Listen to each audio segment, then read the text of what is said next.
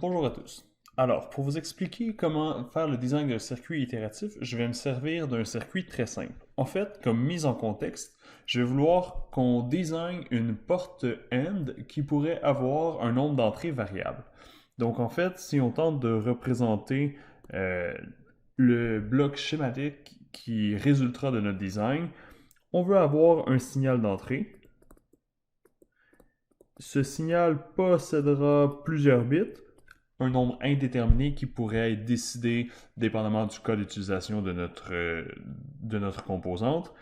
Et à l'intérieur de notre boîte qui est ici, on veut réussir à faire un AND parmi les N entrées de notre signal.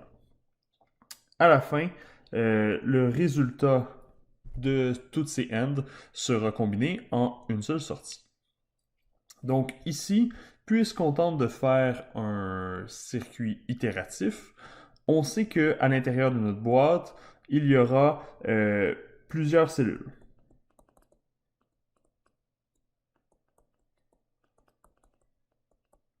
Et donc, le premier objectif de notre technique de design est d'être en mesure de déterminer quelle sera cette cellule type. Pour y arriver, tentons d'illustrer un petit peu le circuit que l'on tente de designer. Donc, je viens de dire qu'on allait avoir un signal sur plusieurs entrées. Pour se simplifier la vie, utilisons un N qui n'est pas trop gros. Donc, tentons de faire un AND à 4 portes. Donc, on voudra combiner les 4 bits de notre signal à l'intérieur d'un AND. Mais pour y arriver, on va se servir de la porte logique de base qui n'a que 2 entrées. Donc, si je fais un AND entre mes deux premières entrées, j'aurai un premier résultat intermédiaire qui pourra être réutilisé avec un des signaux qu'on n'aura pas utilisé encore. Et encore une fois, ce deuxième signal intermédiaire pourra être combiné avec la dernière entrée de mon signal. Puis à la fin, le résultat de ce AND en cascade sera la sortie de mon circuit itératif.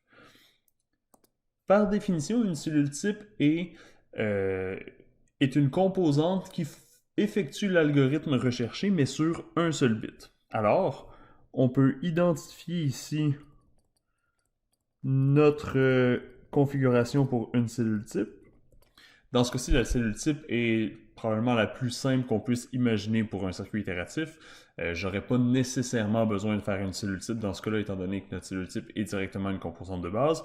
Mais mon objectif est de faire une démonstration qui va vous permettre d'avancer dans votre laboratoire. Donc, considérons qu'on veut placer cette porte-là à l'intérieur d'une cellule type. Donc, dans ce cas-ci, ma cellule type va être une boîte. On aurait normalement à trouver ces équations de Carnot, mais dans ce cas-ci, on la connaît assez bien. Tout de même, cette boîte-là requérera deux entrées, l'entrée A et B, et possédera une sortie Q.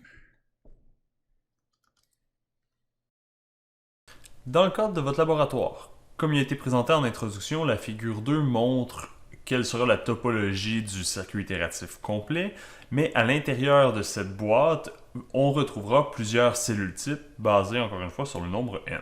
Donc ici, on illustre un exemple où on voudrait faire la comparaison avec 4 bits.